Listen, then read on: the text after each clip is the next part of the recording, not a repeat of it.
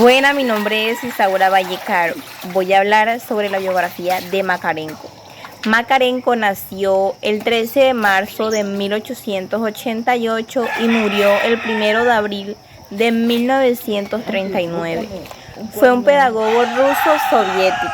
Makarenko tenía un propósito que era elemental en los niños y era que aprendieran a tener una organización con base a la participación de alumno y maestro con una convivencia social. La educación comunista que Makarenko quería dar exigía el recurso del colectivo. La educación correcta era la del colectivismo y es muy necesario dirigirla con toda conciencia y regularidad. Para él, el trabajo colectivo es el medio más idóneo para lograrlo.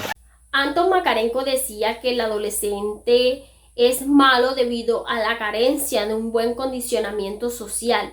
Solo con una experiencia social verdadera aprenderán a apreciar los valores de la sociabilidad y se producirá su regeneración interior.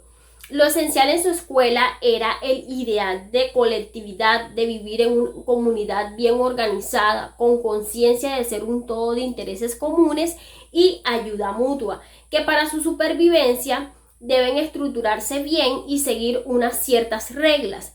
Él no acepta que la educación deba fundamentarse sobre los intereses y las necesidades del niño, y más bien las necesidades en que deben ponerse más énfasis es en la colectividad, en las de la sociedad, las del país, y el sentimiento del deber tienen que ir siempre ligados a esas necesidades. El hombre se mueve según las leyes de la sociedad humana y no solo según la de la naturaleza. Makarenko afirmó que el niño no es ni bueno ni malo, sino que es la educación la que decide este aspecto en última instancia. Vinculando con la educación y la sociedad, Makarenko defiende una educación comunista y útil a la causa obrera. También compara además la educación con una fábrica que debe analizar el producto para crear los objetivos y que es necesario que para los objetivos sean reales y no ideales. Al hilo de la educación es necesario destacar que para los niños que presentaban dificultades de adaptación, Makarenko creó unos programas específicos con el fin de solucionar sus dificultades. En cuanto al medio educacional más eficiente, este pedagogo era partidario de la autogestión en la colectividad. Por contra, entendía que la disciplina no es un medio educativo, sino un aspecto básico del educando. Esto es lo que hace la diferencia de la educación social, esta corriente social, y la tradicional. Makarenko no acepta como válidos los postulados del ideario de la escuela nueva. Está, por ejemplo, en contra de los principios tales como que la educación debe organizarse según los intereses y necesidades de los estudiantes.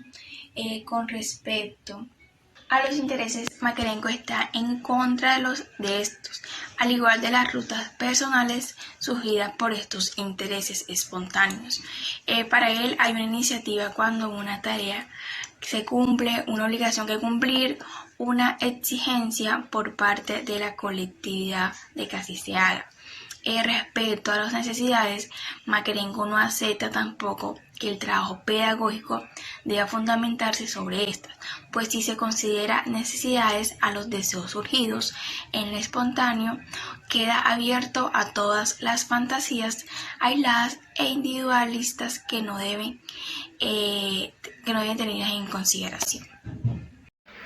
Seguido de lo que dice mi compañera Natalia, el trabajo de Makarenko no ha sido fácil, y no solo por las características de los niños que trabajó, sino también por las condiciones en las que se encontraba su país.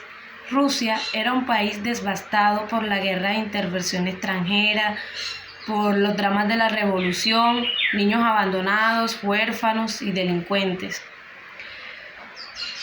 Como se puede deducir, muchos fueron los problemas que se le presentaron para vestir, alimentar y educar a los colonos en sus primeros años. Makarenko es sin duda un pedagogo controvertido sobre el que se ha escrito mucho. Unos los defienden, otros los atacan. E incluso en su misma patria es atacado por numerosas ocasiones por inspectores educativos.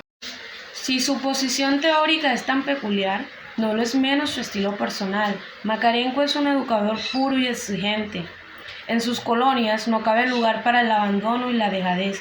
Organiza y planea una serie de actividades que deben cumplirse satisfactoriamente, convenciendo al hombre de que es necesario que se entregue a sí mismo grandes exigencias, que de tal manera será educado.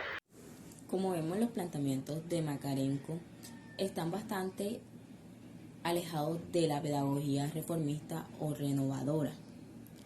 No podría ser de otra manera con dos concepciones tan distintas de la sociedad y del papel social, del hombre y de la educación, como lo que hay entre unos y otros. Pensemos, por ejemplo, que las ideas de la felicidad infantil de los reformistas eran una idea fundamentalmente individualista y basada en nociones como la espontaneidad, etc. Makarenko, por su parte, fija la idea de la felicidad a la participación de las actividades sociales y pone en primer plano el cumplimiento de los deberes y responsabilidades que de ella se desprendan. Freinet caracterizó otra etapa del movimiento de la Escuela Nueva y su obra y su práctica pedagógica señalan un punto de madurez indiscutible. El movimiento pedagógico que funda se presenta hoy en varios países como una alternativa educativa. Nunca los movimientos de renovación pedagógica habían partido de la base de los maestros mismos, de los trabajadores, de las escuelas populares. Montessori y De Clory eran médicos, los teóricos de Ginebra eran psicólogos y pensadores, Dewey era filósofo.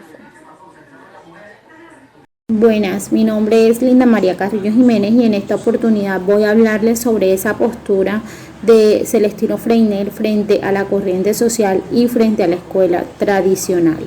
Freinet critica a la escuela por estar al margen de la vida, pues para él la escuela no es más que una isla separada intencionalmente del mundo, en el que hay que entrar en puntilla, en la que hay que aprender a desenvolverse utilizando técnicas para este medio. También Freinet define el niño como ese agente el cual necesita actividades y tareas que vayan más acorde y que se ajusten a las necesidades e intereses y que mantengan un menester de poder darle la libertad para realizar estas tareas según el procedimiento que son natural. Claro está, independientemente a lo que la escuela tenga establecido sobre lo que para ellos son conocidos como el proceso de adquisición del conocimiento. Por otra parte, Freinet define unos puntos muy importantes como es la autoridad, los libros de texto, habla de la escuela como instrumento y habla de enfermedades escolares. Cuando habla de autoridad es otra crítica que hace sobre la escuela tradicional, en el que el autoritismo lo utilizan como método tradicional y el cual se basa en autoridad formal, en la que el maestro en muchas ocasiones se siente esclavizado y sometido por algunos manuales escolares que se están rigiendo. Y cuando habla de los libros de texto también hace referencia más que todo al manual escolar, que es como un instrumento que está al servicio de la pedagogía. Por otra parte, cuando habla de la escuela como instrumento, esta crítica él la hace pues para él supuestamente los psicólogos, los pedagogos y los filósofos de su parte han sido atacados,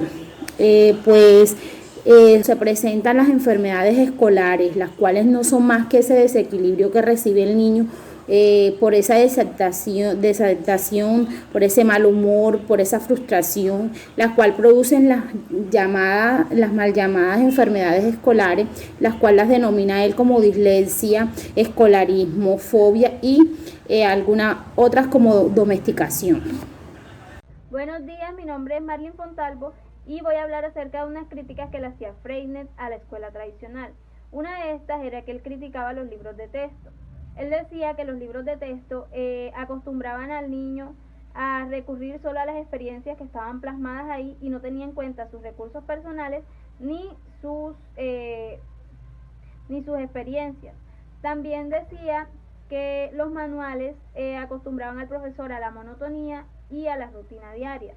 Otra crítica que hacía era al autoritarismo, ya que gracias a esto el niño se veía obligado a reaccionar porque se sentía suprimido debido a la autoridad, y esto llevaba a la desobediencia, a las trampas y a la hipocresía.